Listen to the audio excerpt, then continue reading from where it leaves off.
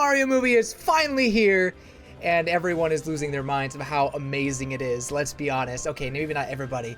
Looking at you, critics. So let's go into my thoughts and maybe, why I think some of those critics are legit, and maybe why some of them just need to calm down a little bit. I'll also be going over some spoiler stuff, so if you stay around long enough, we'll talk about the juicy details, but I'll be sure to put on a warning before we actually get into those juicy details, alright? So never fear, no spoilers here until we get to it. Leading up to this release, I think a lot of us were a little worried what Illumination would do with Mario. I mean, they reassured us saying, yeah, Miyamoto will be there every step of the way with his guiding hand, and then we were like, oh no. No, I mean, obviously I think a lot of Nintendo fans still trust Miyamoto. He's one of the greatest minds of gaming to ever live. But, I mean, I think some of us also worry that maybe his story writing or his storytelling is not so great. Debatable, and maybe we wonder if he puts enough emphasis on that. I think that has kind of died down as of late, because he said, no, I care about story, it's just gameplay is first, which is totally understandable. But this is a movie where the gameplay is not really existent. The gameplay is you sitting on your button just watching the screen. No button inputs. Yeah, I think there was a little bit of worry about that, but more importantly, Illumination. Their track record, while they had commercial hit after hit after hit, for me personally, they weren't great movies. Now, Despicable Me, awesome film, I love that, but everything after that, well, most everything after that, just was not for me. I mean, gosh, this Minions. I despise Minions, as I think many of my peers do as well. Minions are for young children and boomers alike. When you start liking Minions, when you start sharing Minion memes, that's when you know it's time to think about retirement. Needless to say, there was a bit of worry. However, after we saw some of the trailers, those directs, I think my worry went to optimism rather quickly. I think what I saw in them was something that was special, magical, and loyal to the games, the source material, which not a lot of video game movies can say, unfortunately. I think the trailers really showed that, no, we mean business. We're still going to be comical and hilarious, but we mean business. More on that later. So yes, when I first heard about the movie, I was very skeptical. But after I saw the trailers, I knew that this was going to be something special. Or at least I had hoped that it would be something special. Now, I'm not going to compare this to Detective Pikachu or the Sonic movies. They're live action for one thing. But I think you can rate the merit of a movie without comparing it to other ones that are similar, but the value of a movie does not depend on how it compares to the other ones. You know what I mean? Now, that is fun debate we can have. I'm happy to have that debate in the comments, or maybe in a future video we could talk about, okay, what is really the best video game movie so far?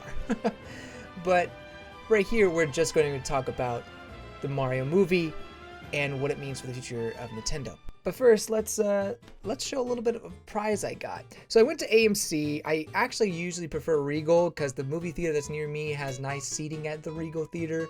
It's pretty nice. But AMC of course had like some special stuff. I didn't get the poster. They said there was a poster, but this movie theater did not have the poster. Maybe I missed the poster? Well, I didn't miss this. This is a bucket. There's not even a lid for it. It's just a bucket.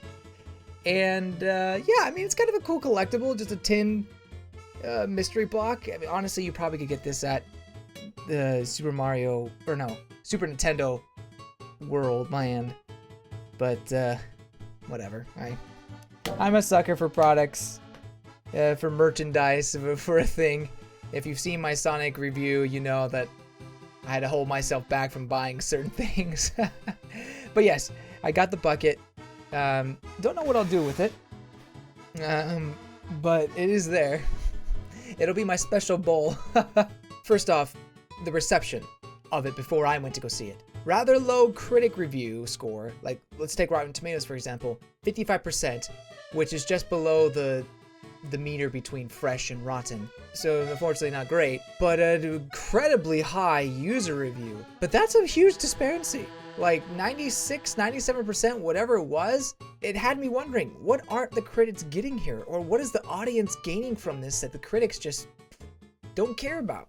And I have to say, going into my review now, that I can see why critics did not like it as much as fans did. In all intents and purposes, it's not a great movie. It's not a great plot-driven movie. There's a lot packed into it that makes it incredibly fast-paced, and if you're not into video games, you may, well, particularly Mario games, you may not enjoy it as much. Now, that being all said, and to give credits to these audience people who are scoring it so high, it's fun, it's hilarious, there's a lot to like about it in terms of visual appeal, the cast, and everything. It's really just only the story and the script that fails to match the product level, like the high level that you see here. So I can see why the critics would be upset, but as a Mario fan, I'm elated. I love this. This is incredible. And it took me a while to process that. I'm not gonna lie. After I watched the movie, I kind of sat there and was like, that was fun, but it wasn't a great movie, but it was fun. What is going on? I don't like to consider myself a movie connoisseur, but I do have high standards for what I consider to be a good movie. On all intents and purposes, the script was not incredible, aside from the jokes and everything, but it still managed to leave me with a sense of awe and joy and something that I look for in a great movie. By the way, this thing is echoing. I can hear my voice coming out of this, so I need to move it. It's annoying. I guess not everything needs to be Oscar cinema worthy, and maybe I'm going into a child's movie with too much of a magnifying glass, trying to figure out the mystery of cinema. But that's what I did as I sat there after the movie. But I cannot deny, I was smiling throughout. I was laughing. I got a bit of nostalgia when I heard some of that music and some of the other things. So at the end of the day, I think it's a good movie, a great movie. One that I recommend to families, Mario fans, and people who just want to have a good time, who don't really need to have it's not an incoherent plot, but a plot that's out of this world, or something that you'll be talking about for years to come. You're most likely, when you talk about the Mario movie, you'll most likely be talking about the music, the jokes, and Jack Black's performance. Those are the three things you'll probably talk about the most out of it all. But to be fair, there's a lot of good stuff to talk about. So let's get into some of that. The cast was incredibly well chosen. I think everyone nailed their roles, except maybe Cranky Kong. I'm gonna be honest, I wasn't really feeling Cranky Kong. Not that I needed some guy to be talking like this, or the real crankiness. What's his head? But his voice, his acting just didn't work for me. But everyone else, I think, did a great job. Chris Pratt, who knew? He's actually a decent Mario. Well, I kind of knew.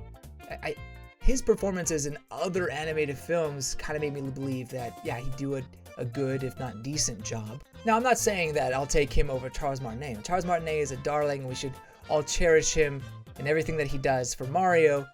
And so glad that he had some roles in this movie. But Chris Pratt did a good job of being the Hollywood version of Mario, alongside Charlie Day as Luigi. He didn't have a whole lot of screen time, but the voice, the way he talks is just perfect for Luigi. I think it matched so well. Princess Peach was great. They definitely went away from the damsel in distress trope. I think some fans may have been a little worried, like if they would make her too much of a girl boss, which, if you like that, that's fine. But I think with Princess Peach, she was definitely a strong and independent person, but also became a close friend with Mario and grew in their relationship. And I think they did a lot to make Peach her own character with her own personality, and not just this mysterious woman who gets captured by a giant turtle. Speaking of that giant turtle, Jack Black, incredible work by man. I mean, is he just really playing himself? That's debatable, but no matter what, he puts 110% into the roles he plays, and this is just evidence of that. He nailed really the Bowser feel. He just oozed so much passion into the role. And honestly, from a writing perspective, Bowser kind of felt like Paper Bowser was in the Paper Mario games. Kind of silly character who is not fully competent in a way. I mean, they really do make Bowser into a threat in this, but I love how they take his character, and it does remind me a bit of Paper Bowser to an extent. DK, Seth Rogen, I mean, DK wasn't bad. He also wasn't great either, I thought. The scenes where he's interacting with Mario are decent enough. Not in my favorites, but, you know, it is what it is. And I was fine with it overall. I almost feel like you could have taken the DK stuff out of the movie and still been good. Just find a different way to get certain things in there. But I could see the argument that you can't have a Mario movie without Donkey Kong, since they've been together for so long, in a sense. His laugh, though, his laugh bugs me because it's just it's so him. It's uniquely him, but because of that, it makes all of his characters the same, almost.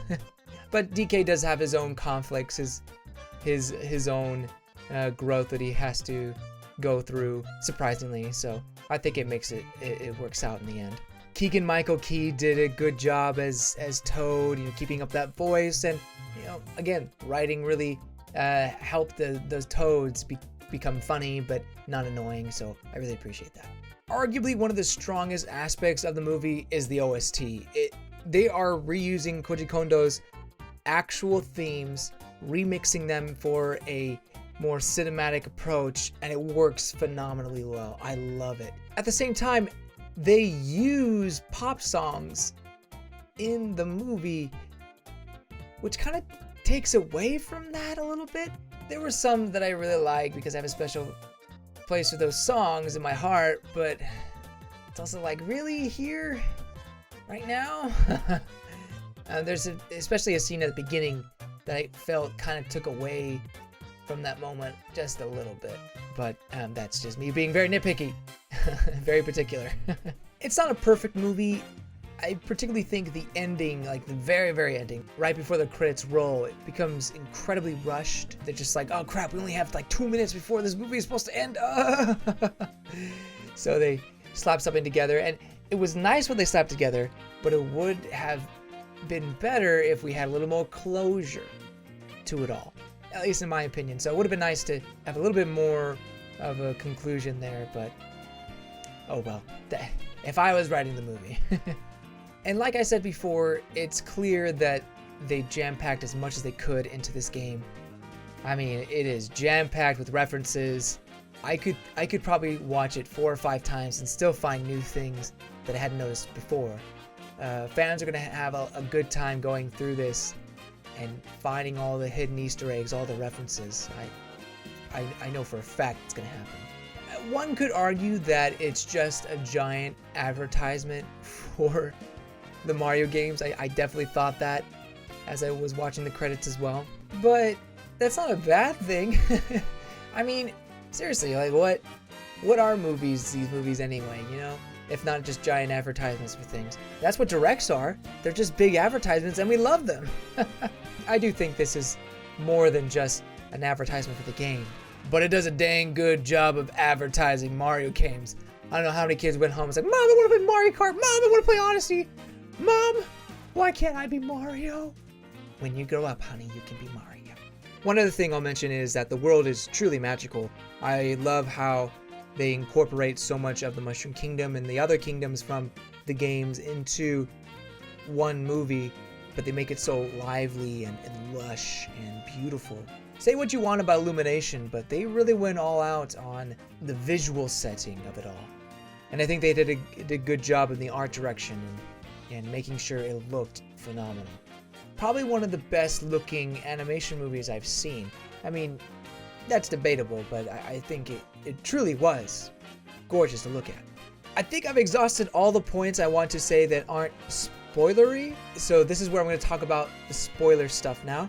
So if you haven't seen the movie yet and don't want to be spoiled, please skip to this time, wherever I put it, if you want to hear my final thoughts on everything. Okay? 3, 2, 1. This one is for my one and only true love, Princess Peach.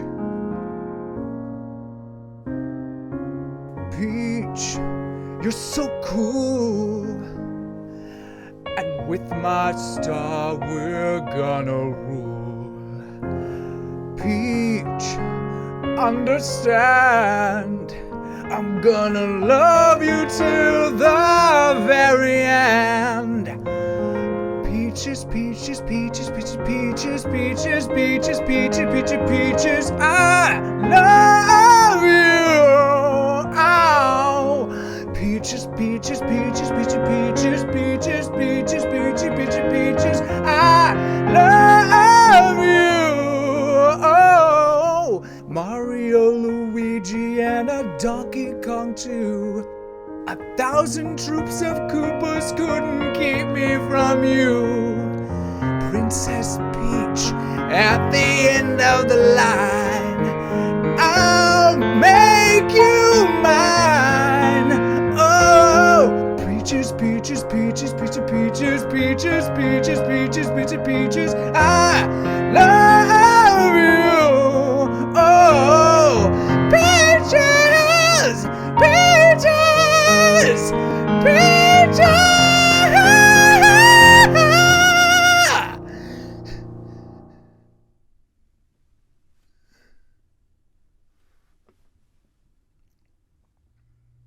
So if you couldn't tell, I really like Jack Black's performance. It's particularly that song. That song lives rent-free in my head, and all I can think about is peaches. I have not gone and bought a peach, but I really have the urge to do so.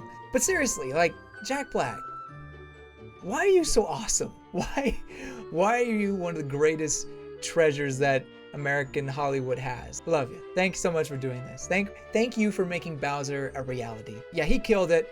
That song was incredible. I love the reveal that, well, I'm gonna marry Peach. Like, I mean, it's such a Bowser thing to do. I loved it. I thought it was hilarious. So many funny moments from him. Really stole the show. Can't wait for, I mean, I'm already talking sequels, but I can't wait for what happens next with him. Will he be an ally this time around? Will he be the villain again? I don't know. There's a lot they could play around with it, and I think it would work either way. So, very excited for what Jack Black brings again to the table. Oh, let me just say that his relationship with Kamek is just perfect. Like, I love the support that Kamek gives to him, and, you know, and kind of being his wingman. It's like, I told you that sounded dumb. No, you're doing great. Keep it up. Told you that was a dumb line. Whatever you said. So great.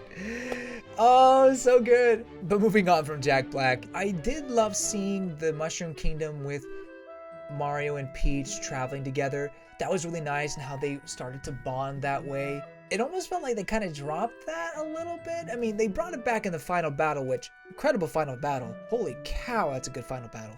But I would have liked a little bit of a resolve to, hey, we're really good friends now. It doesn't have to be like, oh my gosh, I love you kind of situation. It would have been nice to see a little bit more besides the I got you turtle thing, which was good, but just so quick. But speaking of the final scene, that final scene with Luigi was incredible. I'm glad Luigi wasn't totally on the sideline throughout the movie.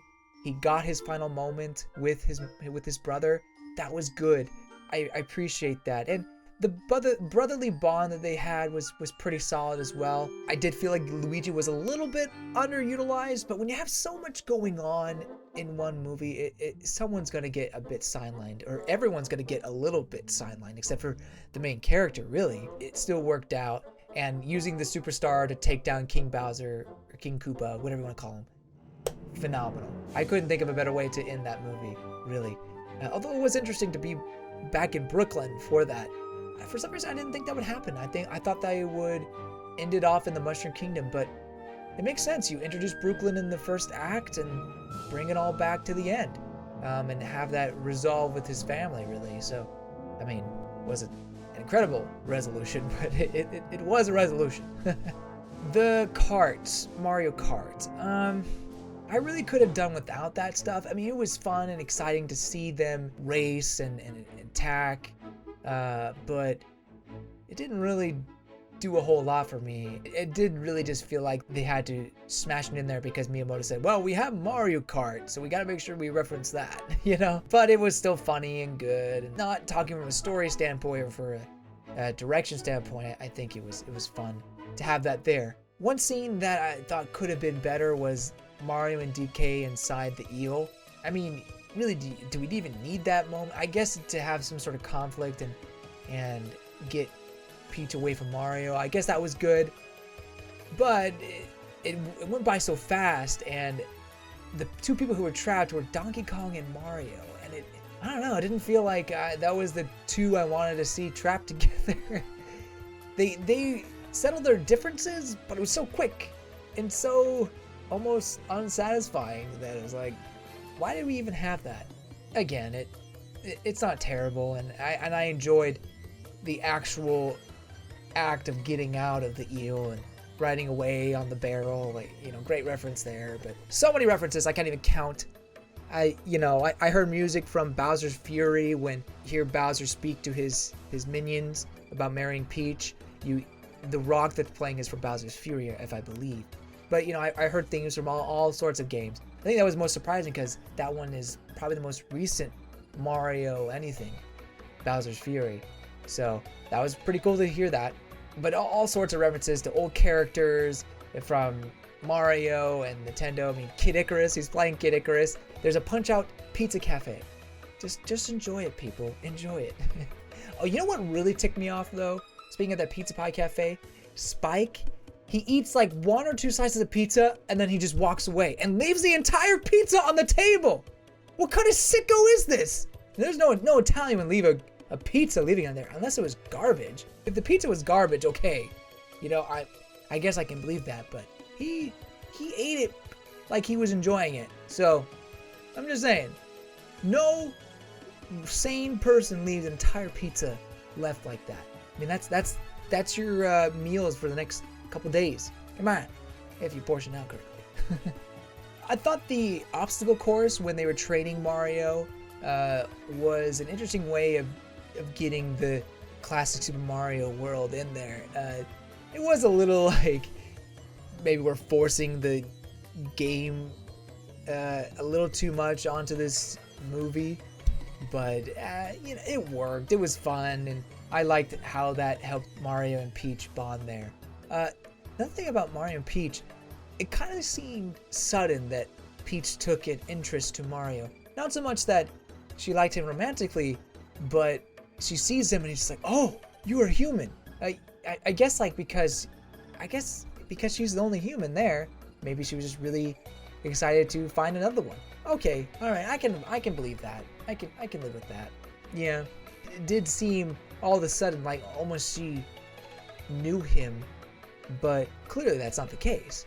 It's more so that, hey, there's another human here. So Princess Peach, we get her backstory of how she came to the Mushroom Kingdom, at least a brief snippet of it, how she just wandered there through a pipe and the toads raised her and then eventually made her their princess. I don't know what that means entirely. I don't know what the toads' motives are there. We don't know what we're doing. Let's make this child princess. Yeah, she's capable. I can't really do Toad voice right now because I'm losing my voice. I think Peaches did that to my voice. Princess Peach getting a background, and it was kind of cool to see that. Not really implying she's from anywhere, just besides not the Mushroom Kingdom. Like she could be from Earth, or she could be from another galaxy. Something like along those lines. Quite interesting. And it would be fun to see if that was a plot point in a future movie. Don't know if they would bring Rosalina into it or anything like that, but it would be cool to see where Princess Peach comes from. Would Nintendo let them explore that? I don't know. I'm not sure what Nintendo is willing to let Illumination and other movie studios do in terms of lore. I mean, I guess you could argue that this is just cinematic lore and doesn't really apply to the video games. which I think Nintendo is gonna agree with. But regardless, it was great to get more of Princess Peach, not just her character and personality, but also this backstory. So let's talk about the ending credits. We get another verse or more of Bowser singing, which was fun, but he's still trapped as a tiny turtle. I think eventually he'll get out, and that'll be something for another movie, whether it be him as an ally or him as a villain. It could go either way. Personally, I don't mind either. But then beyond that, we have Yoshi's Egg in Brooklyn. I'm not sure exactly why they're introducing Yoshi in this sense, because we did see Yoshi at one moment kind of in a stampede be in the background. But I guess they wanted to save Yoshi's reveal for a later point, or like the green Yoshi we all know and love. Where could they be going with that? I'm not sure. Maybe we'll get Mama Luigi. Mama Luigi? That's Mama Luigi to you, Mario! But, regardless of what they do, it's clear that Yoshi is going to be in the next movie or some other movie. And I don't know. I really don't know what they're going to do next. It'll be some sort of big threat, and Yoshi will help save the day. One other thing I didn't like was the dog. Like, it was funny, in the beginning of the movie, the dog and the broken pipe. It was funny, and it showed that they're kind of struggling as plumbers, even though they seemingly know what they're doing. Luck is not on their side, and it leads them to get into the Mushroom Kingdom. But I think you could have showed that without the, frankly, Suka Life of Pets humor. You know what I mean? Like, it was definitely thrown in by Illumination. It has nothing to do with the games whatsoever. It just didn't feel warranted. But everyone in the movie theater thought it was hilarious, dying laughing, and it got me to laugh a little bit too. I'll admit, I'm not cold-hearted entirely, but it would have been nice to see it shown in a different way, maybe, that they're struggling. But again, I could just be being a little too nitpicky. That is kind of the theme of these reviews sometimes. I think that's everything I wanted to say. So with that, we'll go ahead and end spoilers now. Go on with the conclusion. I think the most important thing for the Mario movie this time around is to not go in it with a super detailed magnifying lens and critique it to high heavens. I mean, that's what critics do. Although if you're looking for references, please do that as well. I think that's encouraged. But, this isn't another masterpiece. This isn't, at least in my mind, not a cinematic wonder in terms of plot or anything like that. And I don't think that's what it was trying to be. It's trying to be a adaptation of the video games, a tribute to the Mario series, the franchise, to Nintendo in general. And I think it did that remarkably well, with hilarious writing, great casting, wonderful music, a beautiful setting, and just an overall great time. Like I said before, if you are a Mario fan or a young child, you will adore this movie. To be honest, I enjoyed it too. The Mario fan in me is just so pleased with what I saw, and I can't wait to go see it again. I'm definitely going to go see it again, just because I can, and I just want to see all the references I missed, just kind of take it all in again. Who am I kidding? I just want to see Bowser and Peach again. It's definitely two of my favorite roles in the movie. So good. If you haven't seen the movie yet, go see it. Get your own opinion on it. Particularly if you are a Mario fan, you gotta go see it. Don't hold back any longer. It's time. Have faith. It'll be good, I promise. I hope this marks a change in Nintendo, that we start seeing more of Nintendo's IPs in cinema. I don't want a barrage of movies to happen where the quality starts to drop off, but I think there's a lot of potential for future Mario movies. A Luigi's Mansion, something DK related. More Mario stuff. It'd be great. And then I think eventually we can get maybe some live action things like Metroid, Zelda. Zelda I think would work as an animated movie as well, just maybe not by Illumination. But, I'm really excited to see where Nintendo goes, and if it has to be with Illumination, or maybe they try to partner with something else that's Universal. Either way, super excited for the future of Nintendo Cinema, and can't wait to do more reviews on it like this. And with that, I'm gonna go buy some peaches. Bye! Thank you so much for watching! So excited that the movie is finally here. It was great to go see it. Just a phenomenal event, just experience once in a lifetime. Thank you guys so much for watching and being with me on this journey as we watch the directs and then eventually see the actual movie. I hope you enjoyed as much as I did. So we'll see you next time. I can't promise you what the next video will be, but see you later.